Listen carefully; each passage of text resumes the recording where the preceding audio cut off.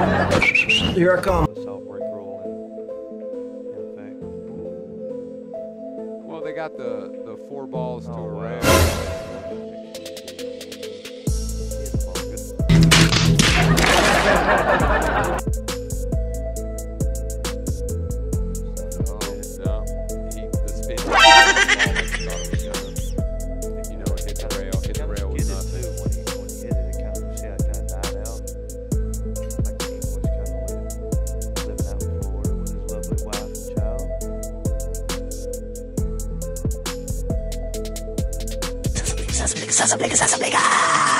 Sasabliga.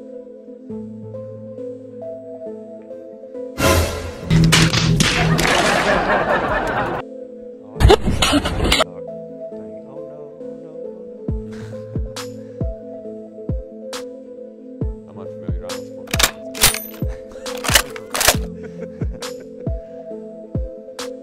Well, you know, I don't know who I'm rooting for here, man. I wanted to see a Russian, you know, clash, you know, whatever.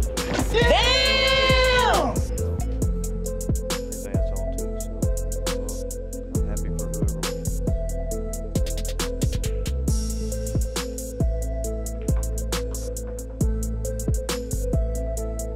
Oh my wow!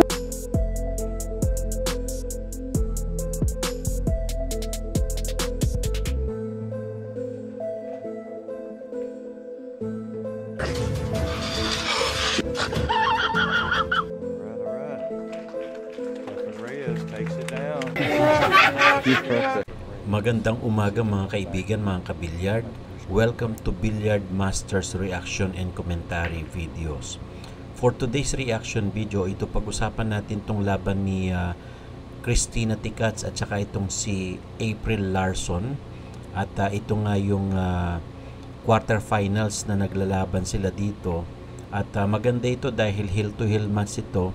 Ito yung 2016 Junior Norris 9-ball tournament. At dito nga makikita natin na sa heel-to-heel match na itong si April Larson at saka itong si Christina Ticaz. Ang mananalo dito ay lalabanan nila si Efren Reyes para sa quarterfinals. At dito nga maganda yung position na pag-break ni Larson, no? Meron siyang available shot pero tingnan natin kung maipasok niya itong uno.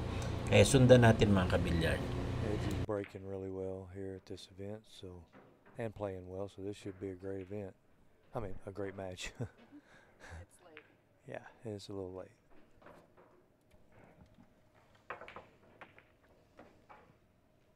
Did we ever figure out what the score was on the Efren and Tommy match?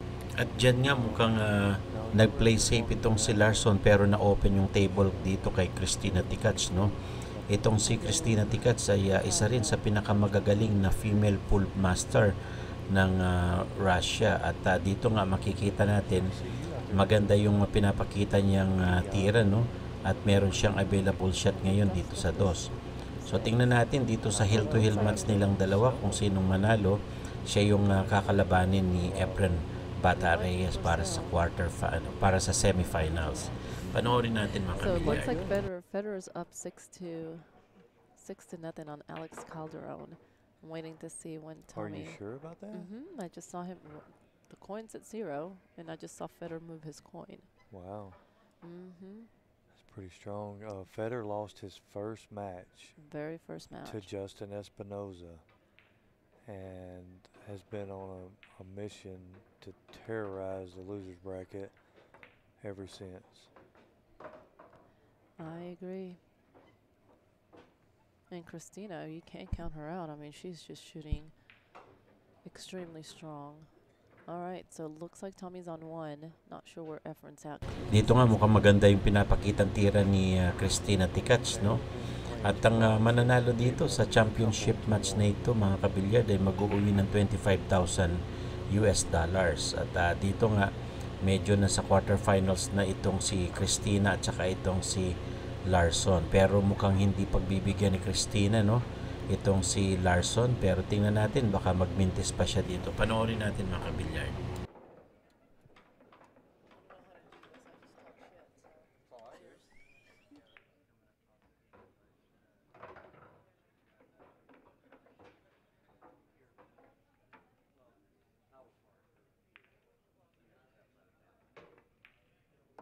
At ito nga, last ball na sa Christina. Medyo alanganin lang yung position pero carry over na ito sa mga ganitong magagaling na pool player, no? At dito nga mukhang panalo si Christina. Siya ang lalaban kay Efren Bata Reyes. At dito naman sa laban ni Efren Reyes versus Christina Ticats para sa semifinal. At dito mukhang advantage itong si Christina, no, dahil race to 9 ito at 6-8 ang score lamang dito si Christina ng dalawang rock. At siya pa ang nag-break at may pumasok kaya maganda ang posisyon ni Christina dito para sa final rock. Tingnan natin kung makahabol pa dito si Reyes at magkaroon sila ng heel-to-heel match, no? Panoorin natin mga kabilyard. But good morning, everybody out there in Facebook land. We're live from the Junior Norris Memorial Shootout, the 7th annual in Wichita Falls, Texas. Myself, Jeff Sullivan, and Norman Small here in the booth with me. We're going to try to break down the shots for y'all. Give y'all a little preview. This is Christina Ticats versus Efren Reyes. Race to 9. Christina is on the hill. We still have a lot of pool left today. The winner of this. At dyan nga, doon sa bank shot na yun ni Christina, talagang napaka-precise ng mga tira nitong babae na ito, no? Dahil napakagaling din ito sa Europe na mga tournament. At dito mukhang makapal yung tira niya dito sa tres. Sumablay sa dyan at mukhang na-open ang table dito kay Reyes. Mapapansin ninyo medyo maliit lang itong table, no, dahil pang junior size ito kaya mabilis matapos. At dito nga nasa table na si Reyes, score natin ay 6-8. Winners break ang kanilang breaking format dito. Final rock para kay Christina. Race to 9 lang ito mga kabilyard, no? Pero tingnan natin kung makahabol dito si Reyes.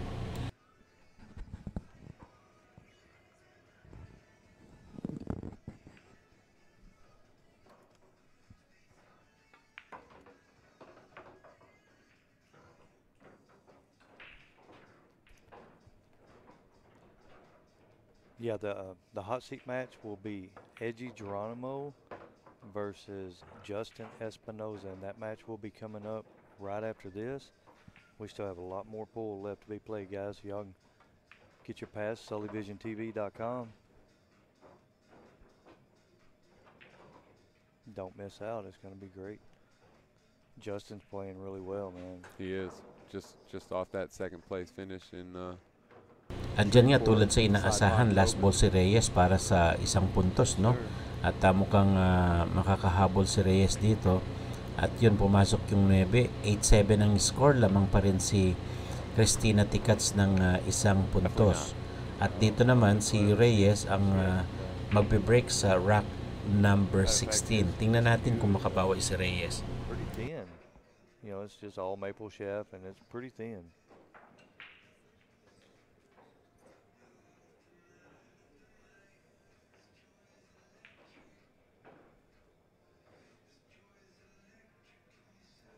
It's interesting to me that, I mean, you see how he's hitting those balls. That's better. That's a lot better. Maganda ang pagkaka-break dyan ni Reyes. Pumasok yung 4, no, sa corner pocket at meron siyang available shot dito sa 1. Soft break lang yung ginawang break dyan ni Reyes kaya may pumasok dahil nga alam niya yung mga junior size, mga soft break lang yan, may pumapasok. Dito tingnan natin kung makabawi si Reyes at tumabla dito kay Christina Ticats. Nasa table si Reyes, tingnan natin kung maka-break and run siya. You know, he's in effect soft breaking, right? Yeah, why would he use his break cue when obviously he knows better what his playing cue is going to do as far as spins, control, feel, you know. Well, maybe it's just the hardness of the hit, the pop that he's looking for, you know. I mean, I know he's not hitting it harder. But maybe he can, I don't know, hit it firmer, softer. You know, maybe. All right, Efren's landed on the rail here. I don't think it's going to be the end of the world. I think he can put a little inside. The follow's natural, obviously, because he's to the rail, but he'll be able to go underneath the 5 here and play the 3 in the other corner. Or he can do that. It goes, but it's tight. Does it go? It does go. Through the 6 and 8? Through the 6-8, yep. It's tight.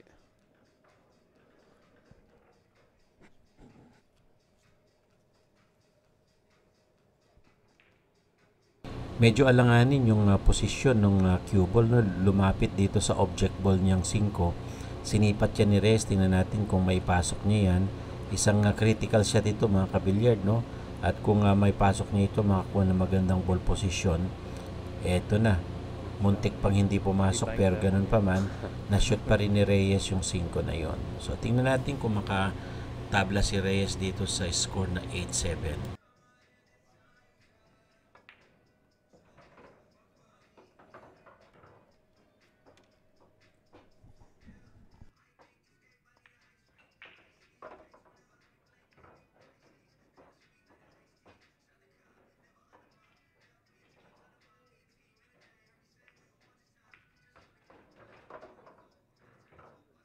At dito nga mukhang magkakaroon na tayo ng hill-to-hill match, no? Dahil last ball na si Reyes sa rack number 16.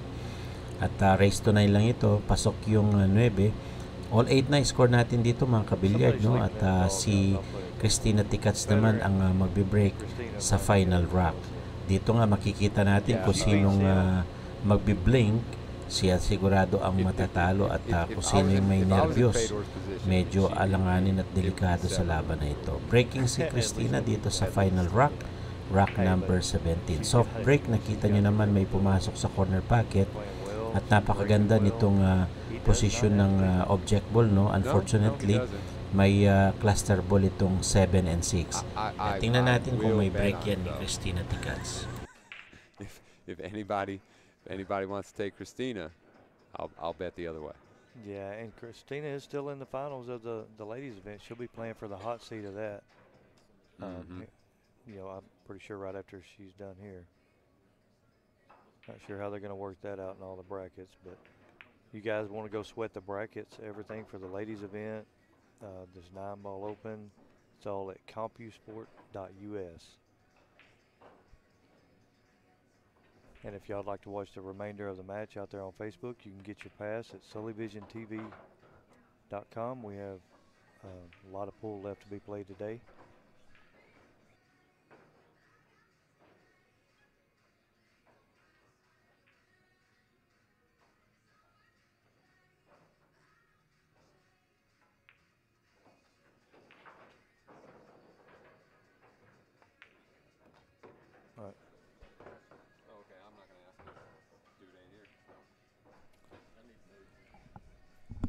Fair enough. All right, Cristina's got a little work to do here to get on this 6 ball. At dito nga itatry i-break ni Cristina Ticats itong 7 and 6. Tingnan natin kung magagawa niya ng paraan yan. Mukhang alanganin yung posisyon, no? At dito nga hindi tinamaan yung 6, kaya alanganin ngayon ang posisyon ng cue ball. So mahirap yung posisyon na ito, walang packeting dito. Mahirap din yung posisyon ng 6 dahil naka-cluster sa 7. So ano nga bang diskarte dito ni Cristina? I think she'll be able to push the 6 to the rail and freeze him on the 7. She's not happy with it. No, not where you want to be, Hill. Yeah. I wasn't opposed to just running straight into the 7. And it's not just that you're hill and you know you got a duck, but you got a duck on arguably the greatest kicker we've ever seen. Yeah, and she didn't. At dito nga mukhang nag-play safe lang itong si Cristina, no? Pero medyo open table pa rin to para kay Reyes. At dito nga mukhang magbabang shot si Reyes dito sa ibaba sa corner pocket. Sundan natin to at kung may pasok ni Reyes ito, mukhang alam na kung sino mananalo.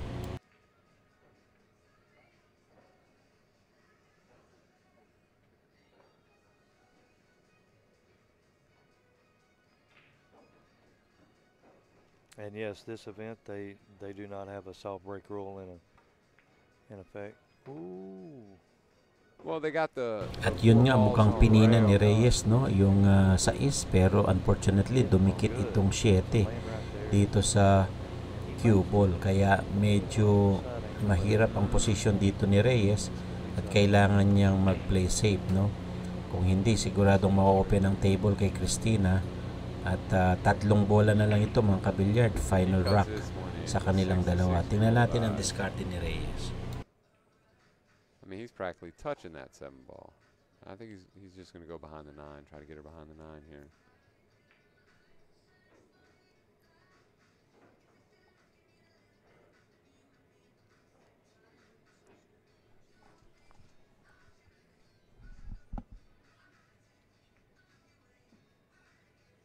It's not gonna get it. No. The spin didn't stay on the ball like he thought it was gonna. At dito nga mukhang open na open itong 7 para sa side pocket or pwede rin sa corner or pwedeng mag-bank shot dito si Christina.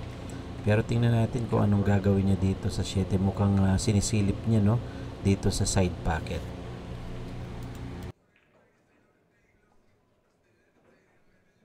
What's up, Matthew Austin out there on Facebook?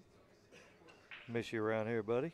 This is where I met Matthew at. He used to work for JB, one of our sponsors of this event.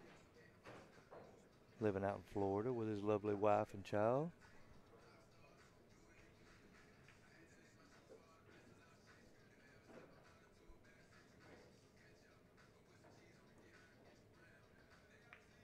Oh no. At dyan sa tira na yan, medyo makapal ng konting-konti lang, hindi pumasok. Nag-cliff hang doon sa corner pocket. Ito ngayon si Reyes, open na open ang table para dito sa 7, no? Tingnan natin kung anong gagawin dito ni Reyes para makaposisyon siya doon sa 8. At dito nga, pininan ni Reyes sa side pocket at naipaikot niya pa, no, yung ball position sa 8. Napakahusay talaga ng ginawa ni Reyes dito. Sabi nga ng marami, alam na this. Kaya tingnan natin kung paano gawa ng paraan ni Reyes yan. At dito mukhang may chance na manalo si Reyes. Ito na nga, last ball si Reyes para sa 9 at para dito sa last rock. Aiming si Reyes sa 9 para sa set ang game. At dyan nga, pasok yung 9, panalo si Efren Reyes. Thank you guys for watching. See you in my next video.